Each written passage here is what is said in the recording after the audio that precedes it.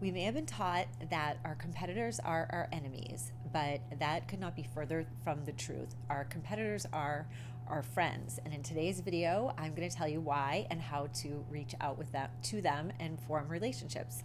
Hi, I'm Jenny, and I teach wedding cake makers how to be better business owners. So thank you for being here for my weekly wedding cake business tip. Okay, so I want to talk about competitors because getting into this business, you always, in any business, you kind of immediately feel that you're threatened by your competitors. But what I have found over the years is these people have been really, really helpful to me, and we reciprocate back and forth. And I'm going to give you some reasons why and how to reach out with them. So the first is pretty obvious. It's going to be referrals. Now, I can tell you that what has happened to me in the past is that when I have made friends with people that are also making wedding cakes, when I'm booked, when I'm not available or on vacation or something like that, I refer my friends. And I'll tell you a little story. When I was first starting out, I was doing a bridal show, and there was a competitor of mine, same town. She was starting out right around the same time I was, and I noticed that when I was away from my table, she actually went over to my table, checked out all my stuff, but never introduced herself, and never like even acknowledged that I was there. Okay, so then there was another woman who was also in the business, and we became friends. We met each other when we were first started at the first time, started around the same time. And what happens when I'm booked and I can't fulfill a need, of course I'm going to send them to the one that was friendly to me, right? I'm not going to send anyone to anybody who's not friendly to me. So that's the biggest is referrals. And I can also tell you another story that when I first started, I was one of the first boutique wedding cake makers on the scene in my area. And there was this other woman in the city that was amazing. And I always idolized her, and I watched her work and things like that. And I didn't, I didn't know how to approach her, but I approached her, and I'll tell you that story towards the end. But I approached her, and she introduced me to so many other people, and we referred each other back and forth for years. So that has been amazing. So referrals is the first one, okay? The second one is it's nice to have backup. So if God forbid anything ever happens to you, or for some reason you can't fulfill an obligation, if you have somebody that you can call, this is huge. It takes a huge load off your shoulders. And I will tell you a story that happened just, I think it was 2 seasons ago. So there is a woman at my gym that I work out with, and she's amazing, and she's right in the next town over, and she does wedding cakes.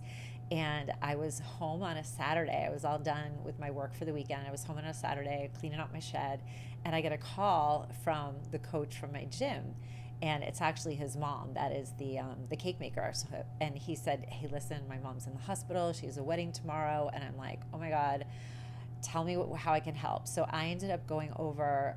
The cake was not done. It wasn't stacked or anything. So I went to her home. It was a home business. I went to her home while she was in the hospital, and I was able to put the cake together with all the materials that she had there. And then her son and daughter-in-law ended up delivering it the next day. So, everything was fine. And then she wrote me. She didn't get out of the hospital for days, so there was no way she was going to be able to do it. And there was nobody. She had some family, but like no one had ever made a wedding cake before. So, I'm so glad it was that way and not the other way that I would need somebody, but. We were so lucky that we were both close by, and I was able to do that. So that's another one, just having backup. And sometimes clients will even ask you, "Hey, do you have backup?" And then you can say, "Yes, I actually do have backup." Okay. So then the next one is just having emotional support. This is huge. And I think that we take this for granted, and we also don't pay enough attention to this. And this is something I'm going to talk about in some more videos, but this can be a very lonely business, very lonely. I know I work in my kitchen alone all hours of the night, year after year after year after year. And really, there aren't many people that actually understand what it's like. So that's why it's so nice to have support groups and things like that. But when you have somebody local that you can actually talk to that's in your area, that you can just call up and say like, oh my God, can I just vent about this? I had this client and I don't know how to handle it. And, something like that, that means a lot. So just having just the emotional support of having someone know what you're going through on a regular basis is a really big deal. So don't take that for granted, okay? And then the other one is just you have no idea what kind of opportunities are going to come up. So you might, just knowing people that are local to you that are doing things, you might get hit up for fundraisers to contribute to that actually will be a big deal and can do a lot for your business. You could get TV type of deals. This happens all the time that like somebody will call me and that is not really my thing to do, like TV competitions, but I'll refer the people around me that I think are good and the people that I know. So that's another one. And I will tell you a huge opportunity that I got. It was the woman that I was talking about earlier. She was in my city, the city that's close to me is Boston, and she was in the city and I was a little bit out of the city, and I ended up striking up a conversation with her, and she said, hey, would you be interested in joining this referral group? And little did I know it would change my life. I met my best friends through there. I got so many job opportunities through there and built so many relationships through this group. I'm still a member of this group after 20 some odd years. I don't even know how many it's been yet. It might be 25 years.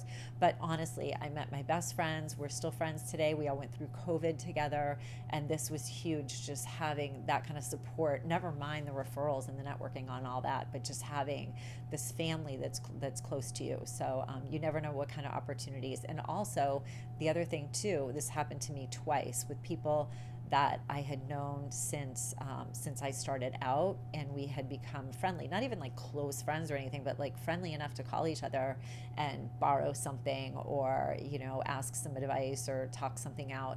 But both of them, when they closed their business and retired, they both contacted me right away, and they're like, "Hey, listen, whatever you want, let me know. If you want to buy anything, any of my materials or any of my equipment or anything like that." So that was a huge opportunity, and I ended up getting some amazing equipment that I never would have been able to afford on my own. So those are the great opportunities, and those are the reasons why you should. And also, you know what? It's just really good energy.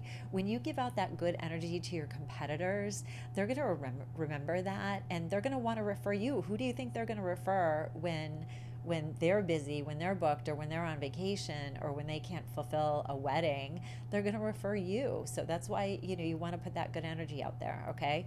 And then great ways to approach these people. You can do what I do. I just picked up the phone and I was like, hey, I just wanted to let you know I really love your work, and I wanted to know if it'd be okay to refer my clients to you when I'm not available. What are they going to say? No. Of course they're going to be like, oh my gosh, thank you. And they're going to reciprocate. Okay, that's huge.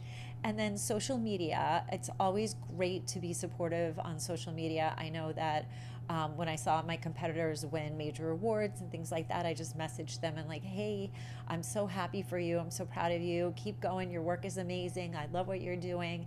And that means a lot. And even just getting, it's just a little bit support from somebody, again, that knows what it's like, that knows what we put into this job is really, really huge. So those are two great ways. Obviously, over Facebook Messenger and all those things, you can just email them directly and just say, I've had this happen to me all the time, like, hey, just wanted to say hi if you ever need anything, or if you want to talk.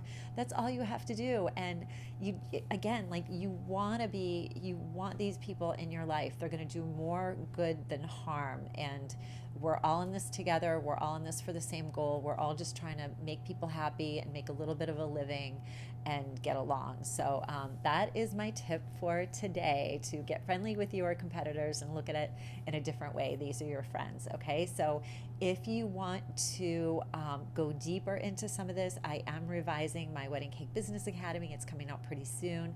And if you do have any questions about that, feel free to just email me directly. My email is in the description. And if you found this video valuable, please like it, subscribe. I would appreciate all of that. Okay, so we will see you next week. Thanks. Bye.